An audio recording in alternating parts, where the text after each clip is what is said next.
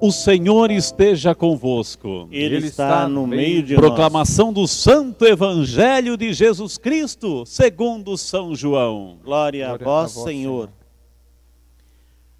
Aquele que vem do alto está acima de todos. O que é da terra pertence à terra e fala as coisas da terra. Aquele que vem do céu está acima de todos. Dá testemunho daquilo que viu e ouviu, mas ninguém aceita o seu testemunho. Quem aceita o seu testemunho atesta que Deus é verdadeiro. De fato, aquele que Deus enviou fala as palavras de Deus, porque Deus lhe dá o Espírito sem medida. O Pai ama o Filho e entregou tudo em sua mão. Aquele que acredita no Filho possui a vida eterna. Aquele, porém, que rejeita o Filho, não verá a vida, pois a ira de Deus permanece sobre ele.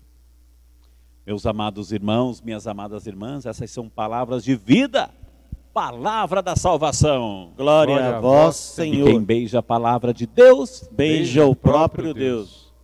Beija o próprio Deus. Podemos sentar, pode se acomodar aí na sua casa, para pedir ao Espírito Santo que nos ilumine, para que esta palavra possa entrar em nosso coração e hoje, nesse tempo aí de combate espiritual e físico, possamos crescer espiritualmente. Amém? Antes de mais nada, quero parabenizar a todas as pessoas que levam o nome de Jorge, né? Hoje também recordamos assim São Jorge, né? São Jorge, padroeiro de Portugal, da Inglaterra e de outros países também. Quantas pessoas que a gente conhece. Se você é Jorge, parabéns aí. São Jorge do século III diz que era um soldado, um guerreiro, enfim, um soldado convertido para o cristianismo, enfim, e diante da perseguição não renegou a sua fé, foi decapitado, mas assim permaneceu fiel. Diz a história que ele sempre aparece com um cavalo branco, enfrentando o dragão, né? Diz que o dragão são as forças do mal, né? E vence aí as forças do mal que permanecem conosco, que estão sempre conosco, ao nosso redor, muitas vezes em nosso coração. Aliás, são os 3 grandes inimigos que a gente tem que combater diariamente, minha gente. Os 3 grandes inimigos, basta a gente recordar. Um está dentro de nós, são as nossas tendências, as nossas inclinações para o pecado, para a mentira, para a inveja, o rancor, ressentimento, ou seja, o nosso coração inclinado para o pecado. A gente tem que lutar todo santo dia conosco mesmo, né? Para que essas forças do mal que habitam em nós por causa do pecado não apareçam, não se manifestem. E aí o processo de conversão tem que ser diário. Outras forças, essa mentalidade mundana, né? Essa mentalidade pecaminosa, né?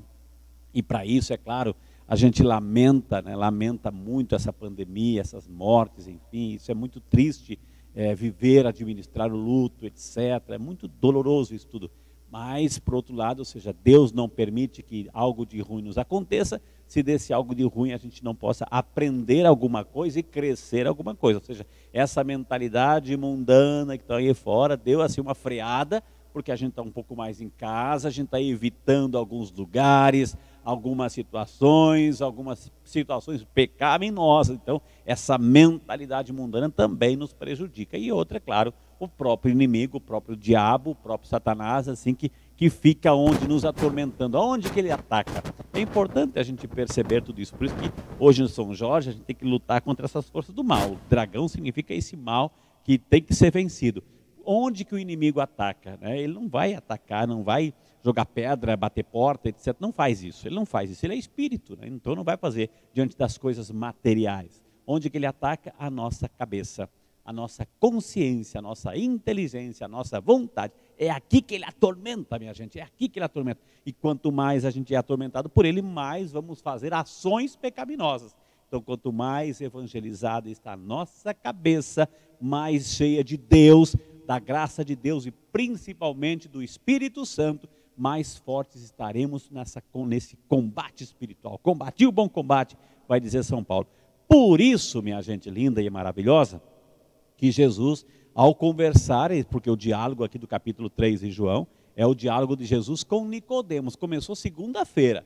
Segunda-feira, Jesus fala para Nicodemos que foi de noite, né? Foi de noite se encontrar com Jesus. É interessante que ele foi de noite. Ele era simpatizante de Jesus, ele era fariseu, mas gostava de ouvir Jesus. Ele não foi durante o dia, ele foi de noite, ou seja, ainda não quis se mostrar, não quis se revelar, não quis reconhecer a sua fé. Ainda não foi aquela fé explícita à luz do dia, foi de noite. E aí Jesus fala assim que é necessário nascer de novo, necessário nascer do alto.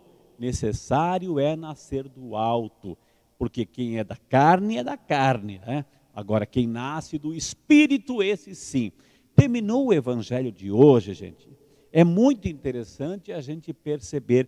Ontem, Jesus falou assim que, foi tão bonito que ele falou assim que Deus amou tanto, mas tanto, tanto, tanto o mundo que nos deu o seu Filho Jesus, para que todo aquele que nele crê tenha o quê? A vida eterna. Que maravilha!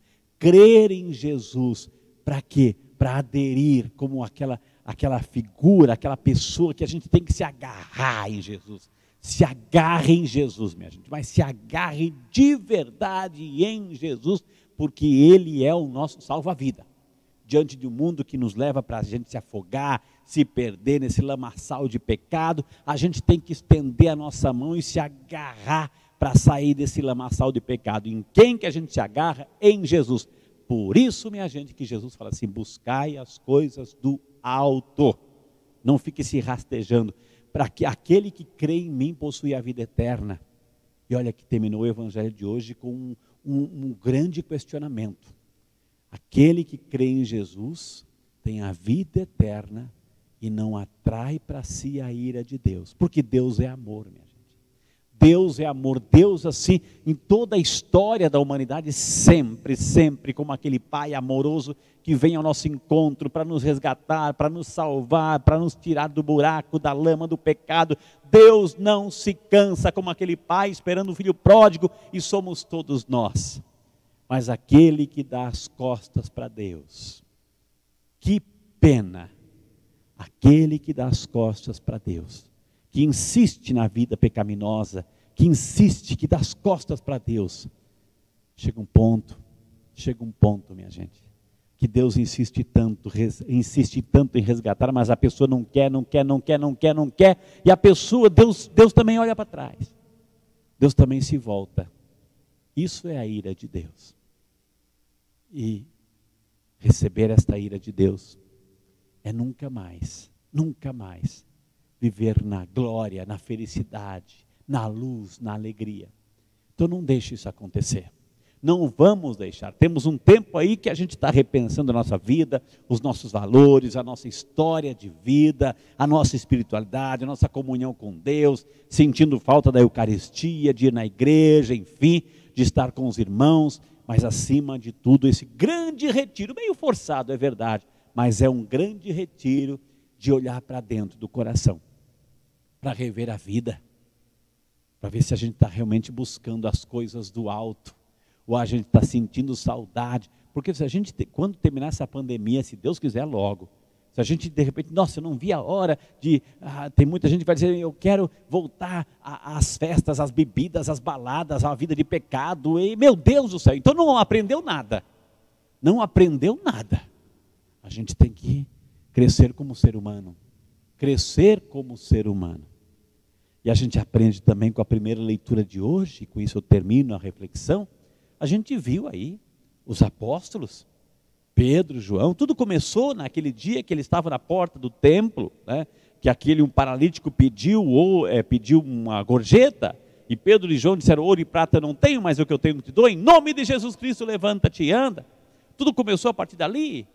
Eles começaram a ser questionados, perseguidos, foram presos, bateram neles, ora eram presos, o Espírito Santo libertava e eles estavam lá no templo, enfim, a coragem, a ousadia deles, minha gente, a coragem de testemunhar Jesus, nada segura, olha a vida, Pedro um simples pescador, de repente um homem que está pregando, enfrentando a autoridade, e fazia isso com fé, com determinação, com coragem, com convicção, porque ele tinha Deus dentro dele, ele tinha Jesus dentro dele, E se você tem Jesus e busca e deseja Jesus a cada dia na sua vida, pode ter certeza absoluta, ninguém segura você. Ninguém segura você. E quando terminar essa pandemia, é a sua vez. É a sua vez de testemunhar Jesus, de viver de uma forma diferente.